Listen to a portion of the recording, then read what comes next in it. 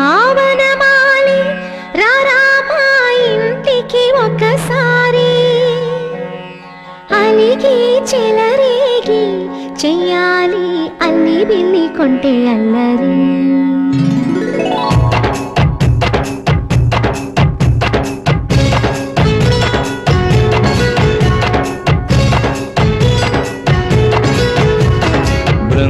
బృందావనమాలి రారామా ఇంటికి ఒకసారి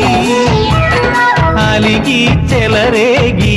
చెయ్యాలి అల్లి పిల్లి కొంటే అల్లరి